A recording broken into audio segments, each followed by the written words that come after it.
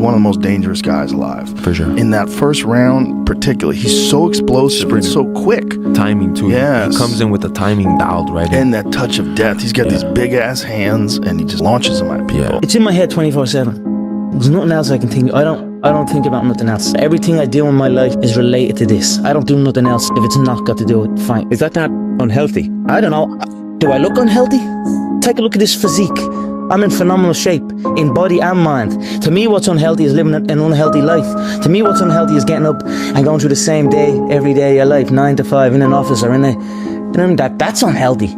That beats your mind. When I was a kid, worked on a lot of construction sites, and then I had to be up at 7 to go to my construction job. I'd come home and fall asleep before I even got my clothes off. I just hit bed sideways, out cold. Yeah. Wake up in the morning and do it all over again. The time when you're young, when you're having fun, is so fleeting. Then all of a sudden responsibilities stack up. And all of a sudden, you have to pay bills. You have obligations. You have so much that you have to think about. For so many people, there's this period of their life where they look back to whimsically. That was the time when I was free. Growing up where I'm from, there's two things you were known for. You were either good at playing football or you could fight. Football was what I wanted to do. Football was my first dreams. I always dreamt of playing, because I always used to go out on my own. I was like 7, 8 years old and put on my football boots and run up and down kicking the ball, dreaming of playing in front of a big stadium. But just growing up then, I realised that I needed to be able to defend myself. Certain situations that led me to combat sport and studying different ways the human body moves, and I was like nearly a mixed martial artist. I just basically wanted to defend myself in any scenario, and I used to go from gym to gym trying to learn different ways. Those summer jobs, those were a big eye-opener for me. That's when I knew. That's when I really knew I could never work construction. I was always getting pestered. What are you doing with your life? You're doing this, doing that. They didn't know what it was. They didn't know what MMA was. They didn't know what none of this. They didn't know I could make a career out of it. As far as they were concerned, my man and dad I'm talking about, as far as they were concerned, I was just getting into a cage and fighting with some other guy. They didn't know nothing about it. No one did really, but I knew. You know what I mean? I knew. I ended up getting a trade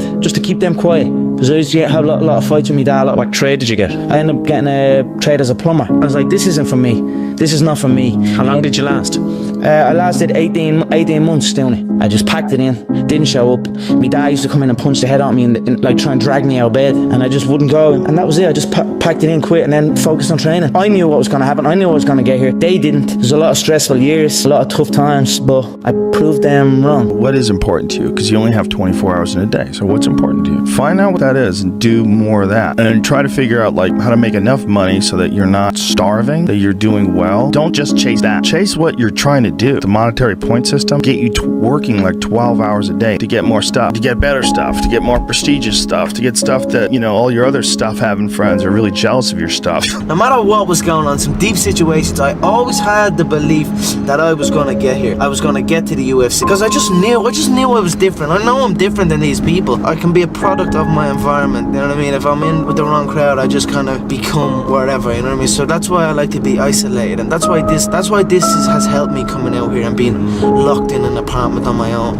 building back up my leg, going from rehab to home, because there was no outsiders. It was isolation, it was visualization, it was motivation, and it was dedication. There was nothing else going on in my life. To get to the pinnacle, it needs to be like that. It needs to be no outsiders. It needs to be, you need to have your team and your focus, and that's it. I don't need friends that aren't involved in this game. And some people don't even know the beautiful feeling of accomplishing something that's difficult because they've never done it. They've sort of embraced the idea that it's fun to be lazy, great to be a slob, and they pretend that they're wise in their choice, that there's some sort of frivolous nature to physical activity. But physical activity is mental activity. You just don't think of it that way because your mind is forcing your body to do the work. You just don't think of it that way. You think of it as being physical, brute, grunt work for cavemen. The reality is, it's the mind that forces the body to do that, and you must have a strong mind in order to get that done. In my head already, I am better than everybody, and I know nobody has my mindset because I know myself. Know yourself to know others. I don't just talk. Don't confuse the talk. People seem to be confusing that. Because I can talk and I believe in myself and I'm confident and I'm outspoken and I say what I think, that I'm a personality. I outwork everybody. And that when the time comes, when the door shuts, when the bell rings, nobody does it better than me. Nobody is more calm than me. I'm able to calm my mind. I swear to God, I can go all day long. So a strong mind is not just one that can do calculus. A strong mind is not just one that can write books. A strong mind is one that controls the body and all of its inherent weaknesses and all of its urges to be lazy and sedentary and self-destructive.